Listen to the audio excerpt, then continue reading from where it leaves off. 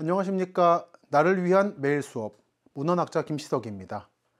오늘은 전라남도 서부의 유명한 명승지죠. 담양. 그 담양에 예전에 철도가 다녔답니다. 그 철도가 다니던 담양역, 그리고 그 옛날 철도 이름인 전남선 주변 지역을 찾아보겠습니다.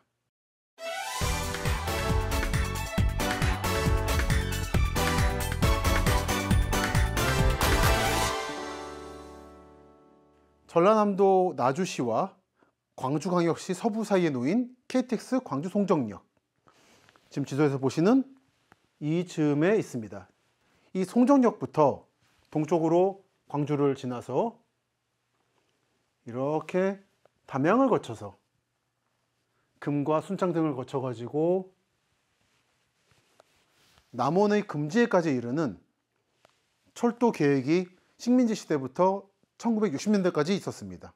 그리고 이 가운데 송정부터 담양까지는 실제로 철도가 다녔었습니다. 이 철도를 전남선, 그러니까 전라남도선 또는 광주선, 광주를 통과해서 광주선이죠. 그렇게 광주선이라 불렀습니다. 이 전남선은 조선철도 주식회사라는 사설철도회사가 계획을 했고요. 송정, 광주, 담양, 남원, 그리고 여기부터 경상도 넘어가서 진주를 거쳐 마산까지 이르는 계획이 있었습니다. 이 계획이 실현된 게 현재의 경전선인 거죠. 경상도 전라도선. 이 전남선의 경우는 1921년에 송정리, 그러니까 지금의 KTX 광주 송정역이죠. 송정리부터 담양 사이 구간이 착공이 됐고요.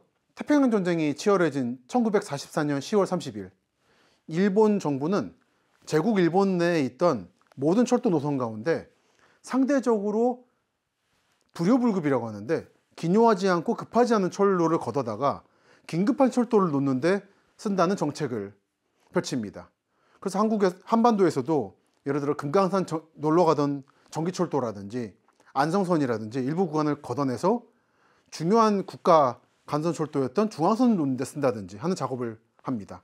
그런 중에 이 광주, 담양 구간이 철로가 거쳐져서 운행이 중단되게 되죠.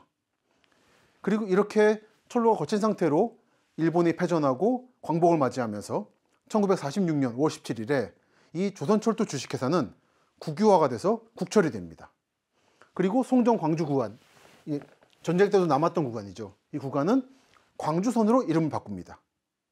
그러니까 정리를 하자면 처음에 송정부터 광주 시내 북부를 거쳐서 담양까지 철도가 운행을 했고, 실제로 이 담양부터 금과 순창의 일부 지역, 그리고 남원의 금지까지는 중간중간 철로를 놓는다든지 터널을 뚫는 작업만 한 상태였습니다. 열차는 운행하지 않았죠. 하지만 기본적으로 공사는 해놨고 땅도 매입을 한 상태였기 때문에 일본이 패전한 20년 뒤인 1965년에 다시 한번 광주 송정부터 남원 금지까지를 철도를 개통하려는 계획이 박정희 정부에 의해서 수립이 됩니다. 20년 만에 이 식민지 당국이 계획한 철도를 완성하려는 한국 정부의 움직임에 대해서 65년 7월 3일자 경향신문 기사 광주선 기공이라고 하는 기사를 보면 우리나라의 동해 북부에서 서해 남부까지를 연결하는 최대의 종관선, 그러니까 관통하는 철도로서 경상도의 공업지대와 전라도의 농업지대를 연결하여 지역 사회 개발에 기여하게 될 것이라고 기대를 표명했지만 결국 실패했습니다.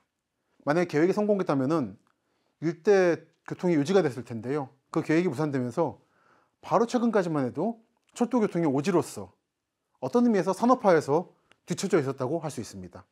최근에는 달빛 내륙철도라는 걸 계획하면서 이 지역을 통과하려는 움직임이 보이다 보니까 현지 주민들이 기대가 크시더라고요.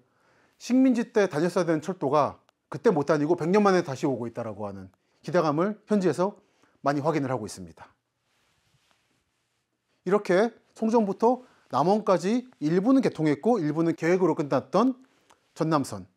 그 전남선 가운데 실제로 철도가 운행했던 마지막 구간은 이 담양이었습니다. 담양은 여러분들이 잘 아시는 죽제품으로 유명한 곳이죠. 대나무 제품. 이 대나무 제품이 물론 조선시대까지도 있었지만 이 담양하면 죽제품이라는 이름이 전국으로 뻗어나가게 된 것은 이 전남선이 개통하면서부터였습니다. 그래서 그냥 지역적인 상품이었던 죽제품이 이 전남선을 통해서 광주로 나가고 광주로부터 전국에 퍼지면서 전국구적인 브랜드가 된 거죠. 담양 시내에서 열차역이 놓였던 곳은 여기입니다. 이걸 지적도로 보면 철도 지목이라는 게 곳곳에 표시가 되어 있습니다. 현재 아파트를 개발한다고 절반 정도는 사라졌고요.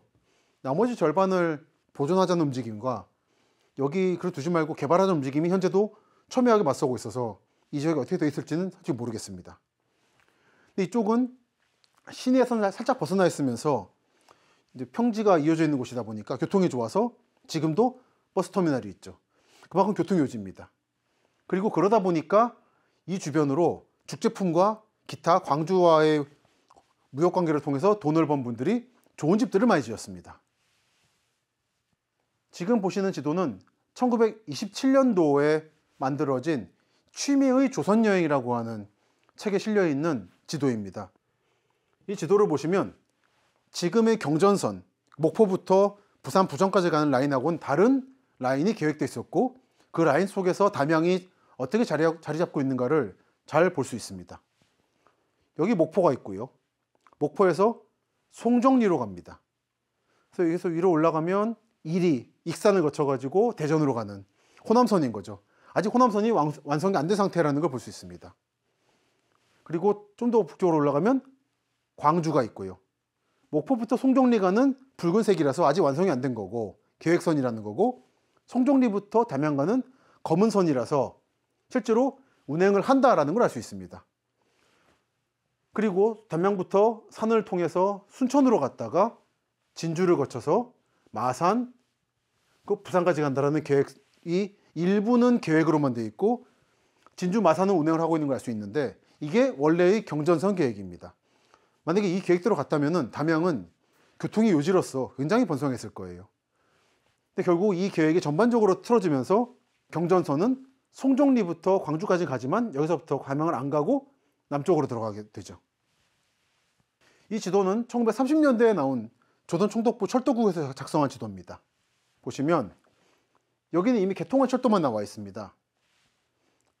이 아래에 목포가 있고요. 새우가 유명하다고 되어 있네요. 그리고 올라가면 송정리역, 지금의 KTX 광주 송정리역 주변입니다. 올라가면 호남선인 것이고 이리에서 하나 갈라져 나오는 게 전라선이죠. 그리고 송정리역, 극락강역, 운암역, 전남광주역이 있고요. 담양, 순창을 거쳐서 남원으로 갈 것이라는 계획선이 점점점점으로 표시되어 있습니다. 그러니까 송정리부터 담양까지 열차가 실제로 운행했고 그 담양부터 남원까지 철도를 이으려다가 중단된 상태였고요. 그리고 광주에서 남쪽으로 내려가는 라인이 개통을 하고 있었습니다. 이 라인이 지금의 경전선이죠. 그러니까 아까 보여드린 20년대 지도하고는 구상이 달라졌지만 여전히 담양부터 남원까지는 철도 계획이 있었습니다. 그리고 박정희 정부는 이로부터 30년 뒤인 65년에 식민지 시대에 이루어지지 못한 철도 계획을 완성시키려고 했던 것이죠. 저는 이런 거를 행정의 연속성이라고 합니다. 한번 공무원들이 계획하거나 민간회사가 계획하거나 나름 고민해서 만든 계획서는 국가와 민족을 초월해서 어떻게든지 실현시키고자 하는 관성이 생긴다는 거죠. 이 관성은 결국 100년 뒤인 현재 달빛 내륙철도를 통해서 실현되려 하고 있습니다. 이런 거 볼 때마다 참 무섭더라고요. 계획이라는 게 이런 거구나. 한번 짜면 결국 이 자체적인 원동력을 가지고 움직여서 스스로를 실현시키고자 하는 욕망을 발현시키는구나라는 생각을 하곤 합니다. 답사하다 보니까 아까 말씀드린 5.18 묘역에 있는 망월부터 담양까지 구간이 참 아름답더라고요. 그래서 여기도 제가 농사 짓는 건 아니지만 나중에 기회가 되면 집 짓고 살면 좋겠다 생각을 하던 차에 이렇게 여러분께 말씀을 드리게 됐습니다. 중간에 가면 쌍교라고 하는 두 개의 다리가 있어서 쌍교라 그러는데 이 지역 주변에는 이 유명 관광지다 보니까 식당이 많습니다. 나중에 답사 가시게 되면 한번 들러서서 불고기 드시길 바라고요. 여기가 담양역 플랫폼입니다. 현재는 절반은 아파트가 들어서 있고 이 나머지 절반 지역을 어떻게 개발할 것이냐 보존할 것이냐를 가지고 담양 분들이 논쟁을 벌이고 계신 중입니다. 여기서부터 열차에 실려서 나간 죽제품들이 전국구가 된 거죠. 그렇게 돈을 버신 분들이 역 주변에 이렇게 웅장한 기와집들을 만들었습니다. 이런 기와집은 전통적인 조선 후기식이 아니라 한일 절종식이죠. 그리고 전라남도 지역은, 특히 서부 지역은 굴뚝에 힘을 준 것으로 유명한데, 그게 대단히 힘을 준 붉은 벽돌 굴뚝, 이거는 중국의 영향이라고 알려져 있습니다. 한국, 일본의 절종식 기와집과 중국의 영향을 받은 굴뚝이 같이 있는 이런 풍경이 예전 담양역 주변에 펼쳐져 있는 것이죠. 그리고 그 담양역을 지나면 실제로 열차가 운행하지는 않았지만 두 차례에 걸쳐 공사가 이루어진 지역들이 나타납니다. 여기는 담양역을 지나면 나타나는 옛날 철도가 다니던 교대라고 하는 곳입니다. 지금 보면 땅이 파여 있고 저 까만 시설물이 보이죠. 이 위로 열차가 다녔던 거예요. 근데 그걸 깎아낸 겁니다. 제가 이 사진을 소개하는 이유는 마치 고양이 한 마리 앉아있다가 깜짝 놀라는 모습이 재밌어가지고 보시라고 한번. 또 답산 계절이 8월이라서 여기도 깨가 많이 심어져 있습니다. 그 다음에 여기는 금과역이라는 게 만들어질 예정이었던 지역, 그리고 순창역이 만들어질 예정이었던 지역 사이에 자리한 터널입니다. 이 터널은 철도용으로 만들어졌지만 결국 열차는 한 번도 안 다녔고, 지금 보시다시피 차가 다니고 있는데 참 굉장히 아름다워요. 아름다워서 제가 8월 답사한 다음에 SNS에 사진 올렸습니다. 올리고 제가 같이 답사했던 광주의 지인도 올렸는데, 그거를 이제 작가분이 보셨나 봐요. 어딘가 작가분이. 그래서 이게 세계적으로 유명한 방송사의 모 드라마에서 촬영 무대로 쓰셨다는 소문을 최근에 들었습니다. 그리고 여기는 순창에서 남원 금지로 넘어가는 사이에 있는 철교입니다. 섬진강 철교라고 부르는데요. 요 위에 사람 걸어 다니는 거 말고 요 다리들만 식민지 때 완성이 됐었습니다. 그러니까 여기에 이렇게 65년도에 철교를 놓았으면 광주부터 남원까지 열차가 다녔을 거라는 거죠. 하지만 현재는 철도는 다니지 않고 이게 사람이 걸어 다니고 있으면서 여기는 이 전남 동부 지역의 유명한 관광지로서 기능을 하고 있습니다. 사실 담양을 처음 가봤는데 참 좋더라고요.